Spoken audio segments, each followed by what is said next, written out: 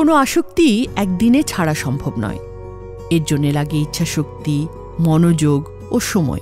একদিনে সব ধরনের চিনিযুক্ত খাবার বাদ দিলে কিছুদিন হয়তো সংযত থাকতে পারবেন, কিন্তু এরপর আগের চেয়েও তীব্রভাবে এগুলোর প্রতি ঝুঁকে পড়বেন আপনি। শুরুটা করুন বেবি স্টেপ দিয়ে। একটি ছোট্ট শিশু যেভাবে হাঁটি হাঁটি পা করে হাঁটতে শেখে, এজন্য আপনি আপনার খাদ্যাভ্যাস পর্যালোচনা করুন। লাঞ্চ বা ডিনারের পর কি মিষ্টি কোনো ডেজার্ট খান? বিকেলে ফাস্টফুড বা সুগার ড্রিঙ্ক কি আপনার প্রতিদিনের অভ্যাস? ভরপেট খেয়ে সফট বা ফিজি ড্রিঙ্কের ক্যান না খুললেই নয়। প্রতি সপ্তাহে একটি করে অভ্যাস আপনি বর্জন করুন।